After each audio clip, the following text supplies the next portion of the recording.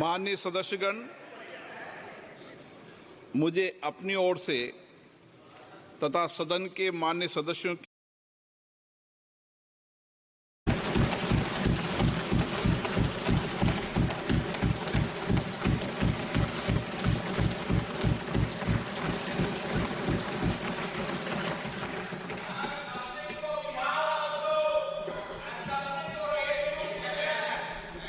Honourable Speaker, I present the budget for 24-25. Introduction. The people of India have reposed their faith in the government led by Honourable Prime Minister Shri Narendra Modi and re-elected it for a historic third term under his leadership.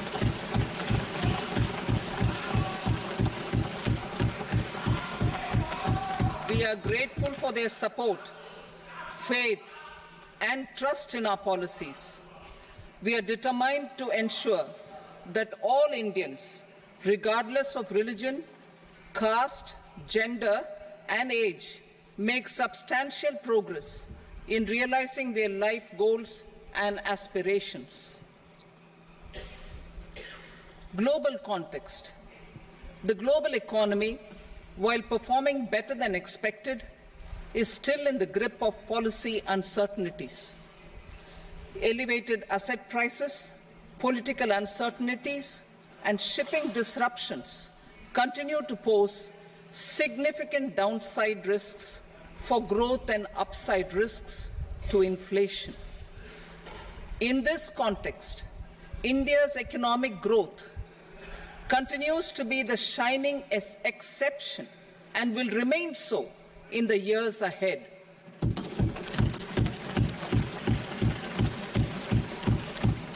India's inflation continues to be low, stable, and moving towards the 4% target. Core inflation, that is non-food and non-fuel, currently is 3.1%. Steps are being taken to ensure supplies of perishable goods reach markets adequately. Interim budget. As mentioned in the interim budget, we need to focus on four major castes, namely the Garib, Mahilaye, Yuva, and Annadata, the poor, women, youth, and the farmer. For Annadata, we announced higher minimum support prices a month ago for all major crops, delivering on the promise of at least a 50% margin over costs.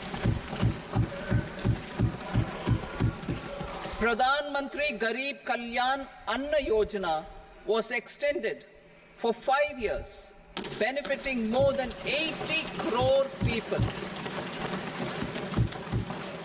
Administrative actions for approval and implementation of various schemes announced in the interim budget are well underway.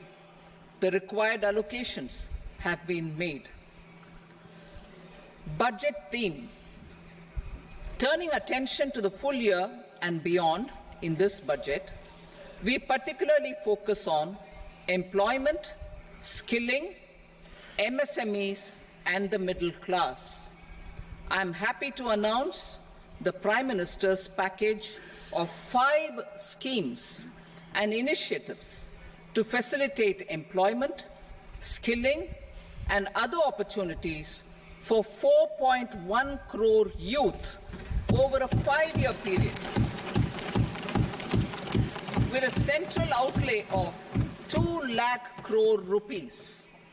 I will speak about them shortly, while more details may be seen in the annexure. This year, I've made a provision of 1.48 lakh rupees, 1.48 lakh crore rupees for education, employment, and skilling. Budget priorities. The people have given a unique opportunity to our government to take the country on the path of strong development and an all-round prosperity. In the interim budget, we promise to present a detailed roadmap for our pursuit of Viksit Bharat. In line with the strategy set out in the interim budget, this budget envisages sustained efforts on the following 9 priorities for generating ample opportunities for all. Number 1, productivity and resilience in agriculture. Number 2, employment and skilling. Number 3, inclusive human resource development and social justice. 4, manufacturing and services. 5, urban development. 6, energy security. 7, infrastructure. 8, innovation, research and development. And 9, next generation reforms.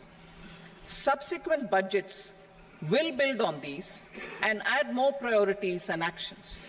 A more detailed formulation will be carried out as part of the economic policy framework about which I will speak later in this speech.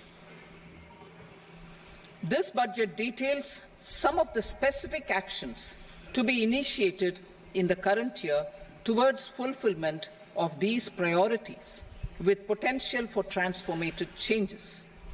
The budget also covers some of the previously made announcements with intent to strengthen them and step up their implementation for expediting our journey towards the goal of Viksit Bharat. Priority 1, productivity and resilience in agriculture. Transforming agricultural research. Our government will undertake a comprehensive review of the agricultural research setup to bring the focus on raising productivity and developing climate-resilient varieties. Funding will be provided in challenge mode, including to the private sector. Domain experts, both from the government and outside, will oversee the conduct of such research. Release of new varieties. New 109 high-yielding and climate-resilient varieties of 32 field and horticultural crops will be released for cultivation by farmers. Natural farming. In the next 2 years, 1 crore farmers across the country will be initiated into natural farming, supported by certification and branding. Implementation will be through scientific institutions and willing gram panchayats. 10,000 need-based bio-input resource centers will be established. Missions for pulses and oilseeds. For achieving self-sufficiency in pulses and oilseeds, we will strengthen their production, storage, and marketing. As announced in the interim budget, a strategy is being put in place to achieve Atmanirbharta for oilseeds such as mustard, groundnut, sesame, soybean, and sunflower. Vegetable production and supply chains. Large-scale clusters for vegetable production will be developed closer to major consumption centers. We will promote farmer-producer organizations, cooperatives, and startups for vegetable supply chains, including for collection and storage and marketing. Digital public infrastructure for agriculture. Buoyed by the success of the pilot project, our government, in partnership with the states, will facilitate the implementation of the digital public infrastructure in agriculture for coverage of farmers and their lands in 3 years. During this year, digital crop survey for Kharif using the DPI will be taken up in 400 districts. The details of 6 crore farmers and their lands will be brought into the farmer and land registries. Further, the issuance of Jan Samarth based Kisan credit cards will be enabled in 5 states. shrimp production and export. Financial support for setting up a network of nucleus breeding centers for shrimp brood stocks will be provided. Financing for shrimp farming, processing and export will be facilitated through NABARD. National cooperation policy. Our government will bring out a national cooperation policy for systematic, orderly and all-round development of the cooperative sector, fast-tracking growth of rural economy and generation of employment opportunities on a large scale will be the policy goal.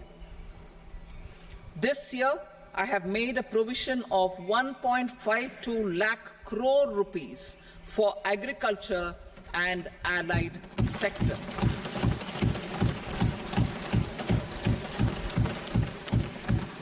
Priority 2, employment and skilling. Employment-linked incentive. Our government will implement following 3 schemes for employment-linked incentive as part of the Prime Minister's package. These will be based on enrollment in the EPFO and focus on recognition of first-time employees and support to employees and employers. Scheme A, first-timers. This scheme will provide 1 month wage to all persons newly entering the workforce in all formal sectors.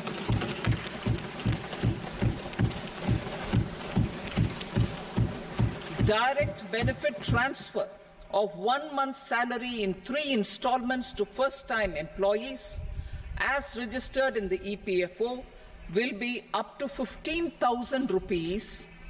The eligibility limit will be a salary of 1 lakh per month. The scheme is expected to benefit 210 lakh youths.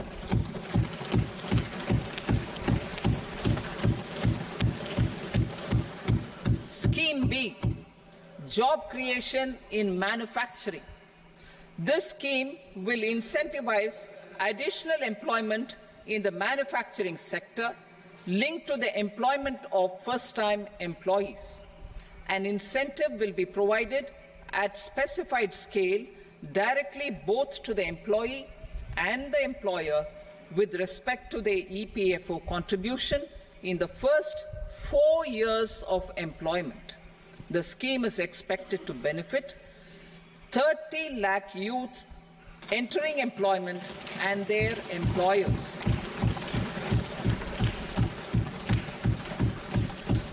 Scheme C, support to employers. This employer-focused scheme will cover additional employment in all sectors. All additional employment within a salary of 1 lakh rupee per month will be counted.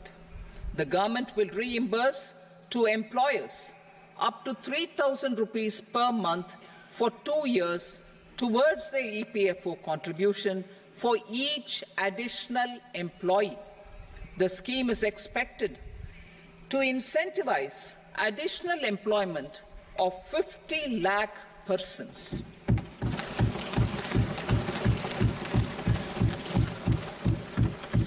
Participation of women in the workforce. We will facilitate higher participation of women in the workforce through setting up of working women hostels in collaboration with industry and establishing creches. In addition, the partnership will seek to organize women-specific skilling programs and promotion of market access for women SHG enterprises. Skilling program. I'm happy to announce a new centrally sponsored scheme as the 4th scheme under the Prime Minister's package for skilling in collaboration with state governments and industry. 20 lakh youth will be skilled over a 5-year period.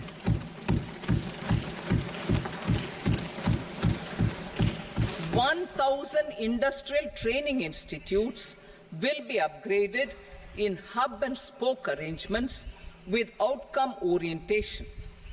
Course content and design will be aligned to the skill needs of industry, and new courses will be introduced for emerging needs.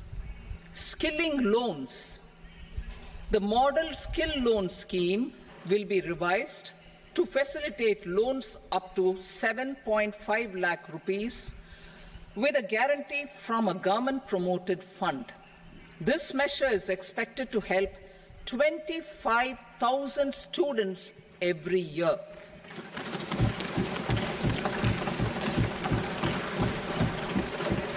Education loans. For helping our youth who have not been eligible for any benefit under government schemes and policies, I am happy to announce a financial support for loans up to 10 lakh rupees for higher education in domestic institutions.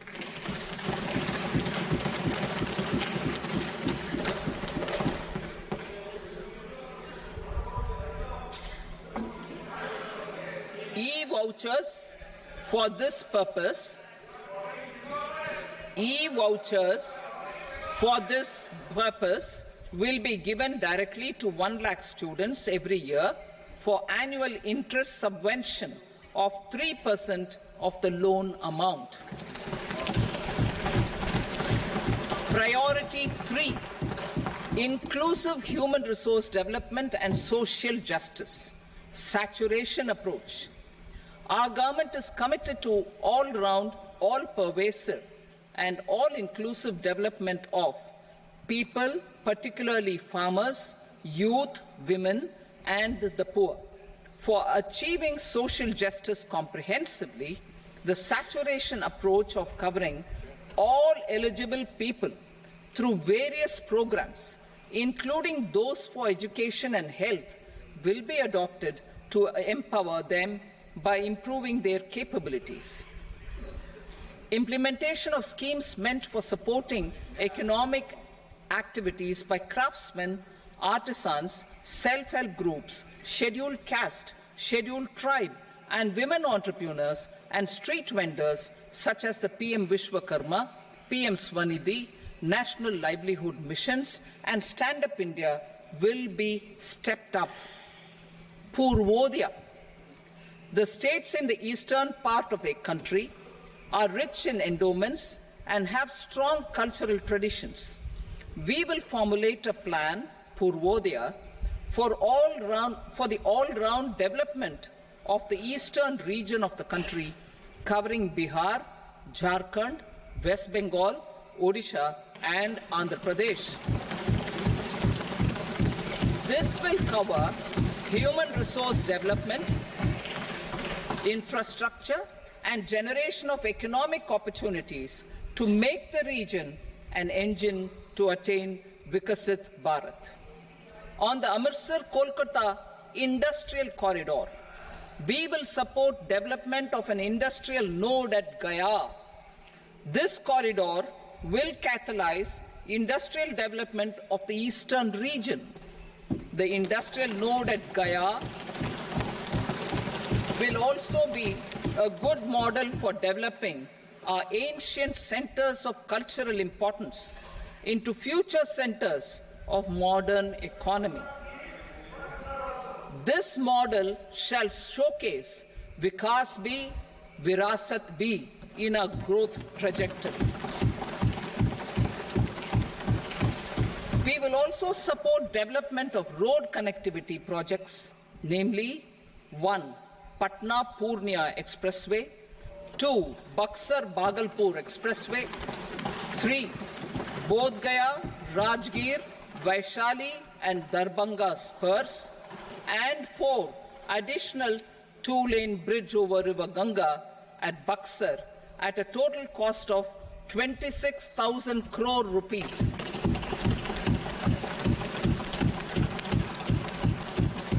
Power projects, including setting up of a new 2,400 megawatt power plant at Pir Painti will be taken up at a cost of 21,400 crore rupees. New airports, medical colleges, and sports infrastructure in Bihar will be constructed. An additional allocation to support capital investments will be provided. The requests of Bihar government for external assistance from multilateral development banks will be expedited.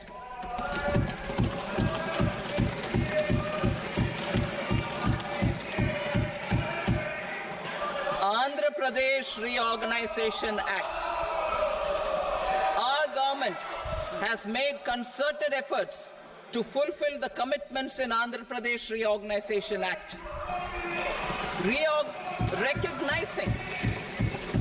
Recognizing the state's need for the capital, recognizing the state's need for a capital, we will facilitate special financial support through multilateral development agencies. In the current financial year, 15,000 crore rupees will be arranged with additional amounts in future years.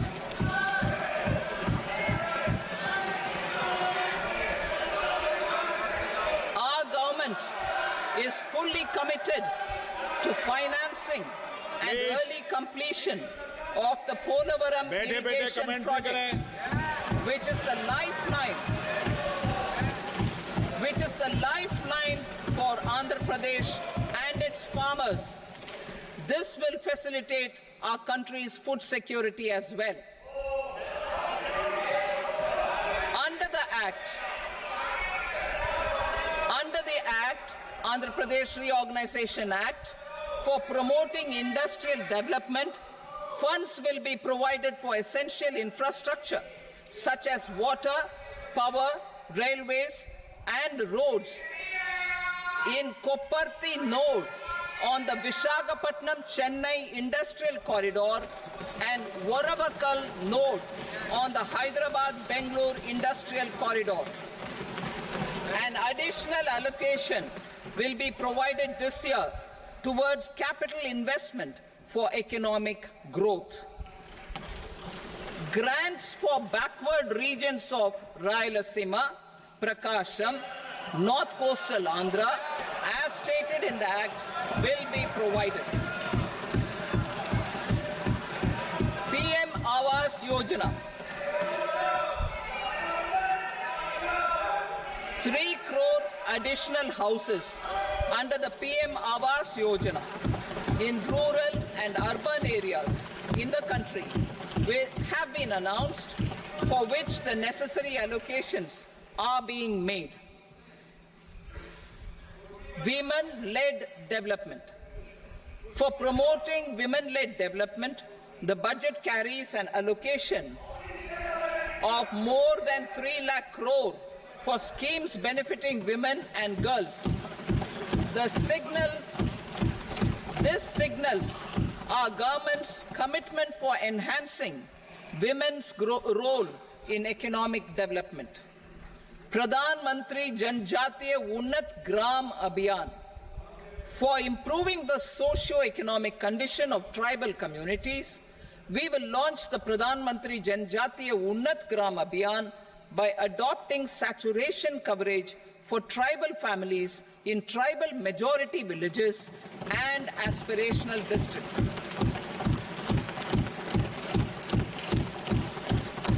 This will cover 63,000 villages, benefiting 5 crore tribal people.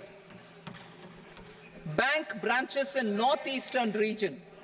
More than 100 branches of India Post Payment Bank will be set up in the northeast region to expand the banking services. This year, I have made a provision of 2.66 lakh crore rupees for rural development, including rural infrastructure. Priority 4, manufacturing and services. support for promotion of MSMEs.